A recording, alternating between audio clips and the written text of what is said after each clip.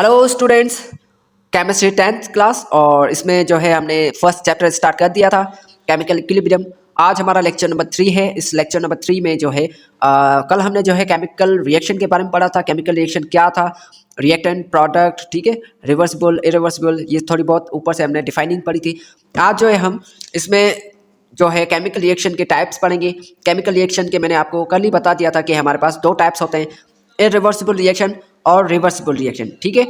अब इरिवर्सिबल और reversible reaction जानने से पहले आप थोड़ा यहाँ पे ये चीज़ जो है एक्सपेरिमेंट जो है मैंने एक सिंपल सा आपको समझाने के लिए एक्सपेरिमेंट किया है, वो आप थोड़ा सा यहाँ पे देख लें। अब स्टूडेंट यहाँ पे जो है एक ग्लास जो है मैंने फुल कर दिया है पानी से। अब ये क्या है, रिएक्टेंट। रिएक्टेंट यानी कि 100% है। अब जब रिएक्टेंट प्रोडक्ट में कन्वर्ट होगा तो यानी ये क्या होगा, रिएक्टेंट जो है वो प्रोडक्ट में कन्वर्ट होता जाएगा, ठीक है। तो ये वही हो रहा है जैसे रिएक्टेंट कंज्यूम हो रहा है, प्रोडक्ट बन रहा है, ठीक है स्टूडेंट। तो आपने देखा यहाँ पे रिएक्शन के बारे में, ठीक है। तो किस तरह से जो है वाटर वो जो है रिएक्टेंट और प्रोडक्ट किस तरीके से जो है उनका अमाउंट जो है कंज्यूम हो रहा था, और रिएक्टेंट का जो अमाउंट है वो कंज्यूम हो रहा था, प्रोडक्ट का जो अमाउंट है वो बन रहा था, ठीक है, इंक्रीज हो रहा था। और उसके बाद फिर जब रिएक्शन रिवर्स में जा रहा था तो प्रोडक्ट का जो अमाउंट है वो कंज्यूम हो रहा था, रिएक्टेंट का अमाउंट जो है वो इंक्रीज हो रहा था, ठीक है। अब यहाँ पे चलो स्टार्ट करते हैं हमारा इरिवर्सिबल रिएक्शन और रिवर्सिबल रिएक्शन। इरिवर्सिबल रिएक्शन क्या है, रिवर्सिबल रिएक्शन क्या है। इरिवर्सिबल रिएक्शन जो है in one direction. Irreversible reaction यानी वो रिएक्शन जो रिवर्स ना हो सके। स्टूडेंट गौर से देखें, इरिवर्सिबल रिएक्शन वो रिएक्शन जो रिवर्स ना हो सके, जो एक ही बार फॉरवर्ड में जाए, ठीक है। यानी कि वो रिएक्शन जो एक बार रिएक्टेंट से प्रोडक्ट में चला जाए। यहाँ पे देखें मैंने ये दिया है एग्जांपल कि R means reactant, P means product.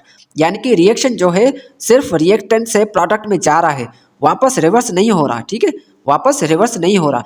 यहाँ पे देखें एरो भी क्या है, एरो भी सिर्फ एक साइड से है, यानी कि रिएक्शन सिर्फ रिएक्टेंट से प्रोडक्ट में जा रहा है। तो इसको हम कहते हैं इरिवर्सिबल रिएक्शन। जो रिएक्शन रिवर्स ना हो सके, वो सिर्फ रिएक्टेंट से प्रोडक्ट में जाए लेकिन प्रोडक्ट से वापस रिएक्टेंट में ना जा पाए, ठीक है। यानी कि रिएक्शन सिर्फ फॉरवर्ड में जा रहा है, ठीक है। तो इरिवर्सिबल रिएक्शन का जो इरिवर्सिबल रिएक्शन जो है उसकी जो डायरेक्शन है वो सिर्फ एक ही डायरेक्शन होगी, वन डायरेक्शन होगी, यानी कि वो सिर्फ एक डायरेक्शन में जाएगी। अगर इसी तरह अगर हम बात करें यहाँ पे reversible reaction, reversible reaction student आपको वर्ड रिवर्सिबल से ही पता चल रहा होगा, वो रिएक्शन जो रिवर्स हो सके, यानी कि जो रिएक्शन रिवर्स हो। तो यहाँ पे देखें, यहाँ पे मैंने रिएक्शन में देखें एरो, यहाँ पे दो एरो हैं, यानी कि एक एरो यहाँ इस तरफ जा रहा है रिएक्टेंट से प्रोडक्ट, और दूसरा एरो जो है प्रोडक्ट से रिएक्टेंट वापस जा रहा है।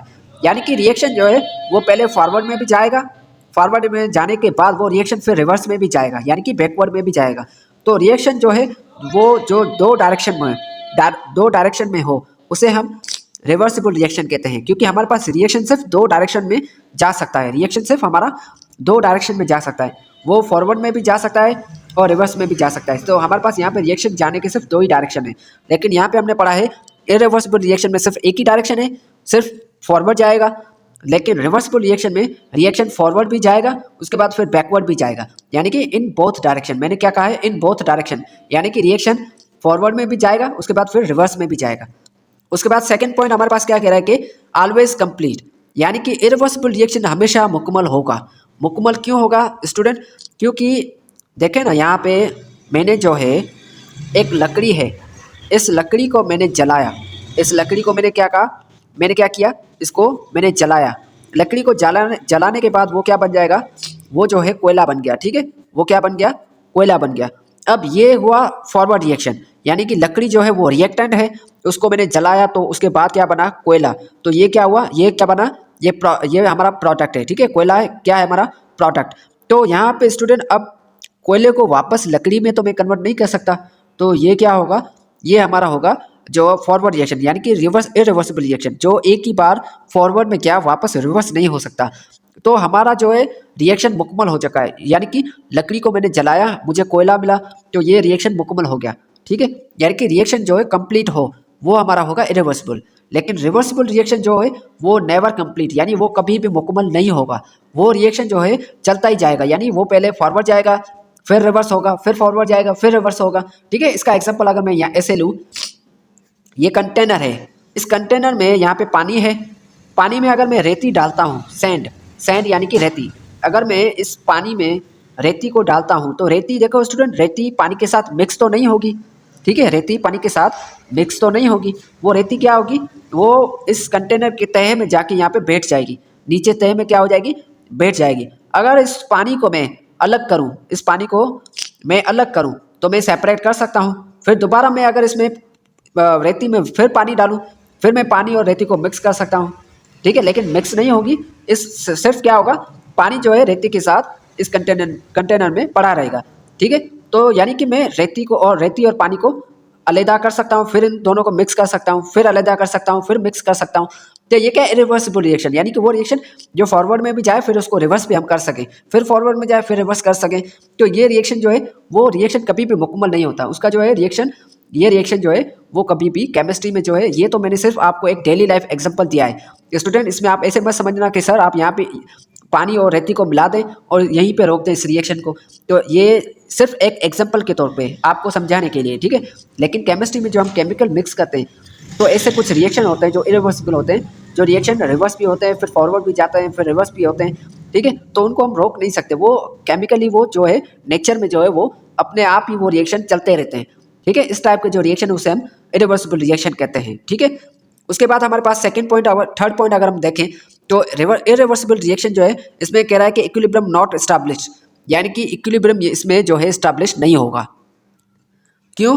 क्योंकि देखें रिएक्टेंट से प्रोडक्ट क्या, यानी कि पहले देखें यहाँ पे रिएक्टेंट क्या था, रिएक्टेंट 100% था, यानी कि रिएक्टेंट जो है 100% था। जब रिएक्टेंट प्रोडक्ट में कन्वर्ट होगा तो प्रोडक्ट जो है वो 100% हो जाएगा, रिएक्टेंट क्या हो जाएगा, 0%। क्यों? क्योंकि रिएक्टेंट जो है वो पूरा का पूरा प्रोडक्ट में कन्वर्ट हो गया, ठीक है, रिएक्टेंट पूरा का पूरा प्रोडक्ट में कन्वर्ट हो गया, तो रिएक्टेंट 0 हो जाएगा और प्रोडक्ट 100%। तो इसमें इक्विलिब्रियम तो नहीं हुआ ना। इक्विलिब्रियम हम कब कहते हैं, जब जितना रिएक्टेंट हो उतना ही प्रोडक्ट हो, उसे हम कहते हैं इक्विलिब्रियम। तो वो सिर्फ इन रिवर्सिबल रिएक्शन में होगा। रिवर्सिबल रिएक्शन में कैसे, अब देखें स्टूडेंट, यहाँ पे सपोज ये रिएक्टेंट है, ये क्या है, रिएक्टेंट, और यहाँ पे ये है प्रोडक्ट।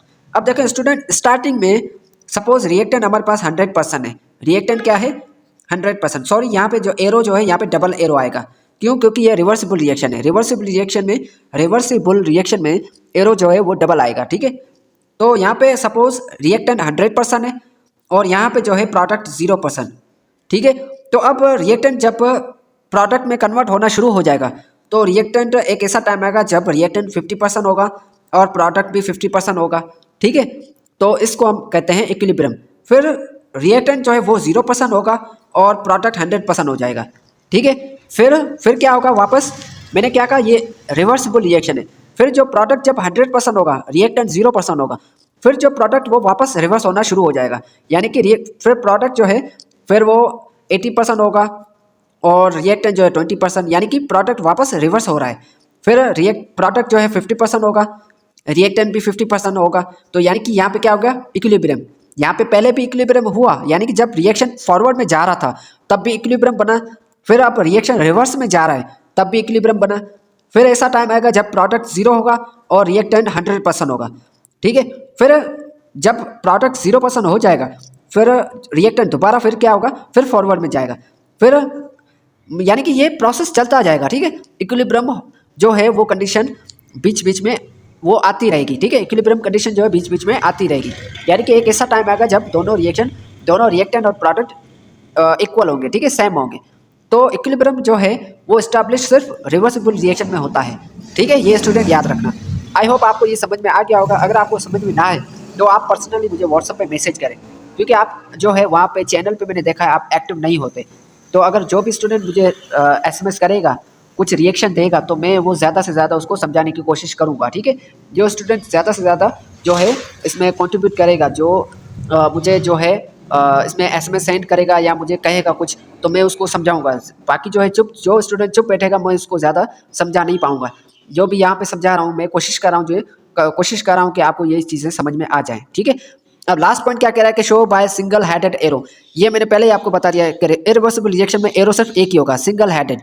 लेकिन जो है यानी कि रिवर्सिबल रिएक्शन में show by double headed arrow, यानी कि यहाँ पे एरो जो है वो डबल हेडेड होगा, दोनों साइड से एरो होगा यहाँ पे, ठीक है।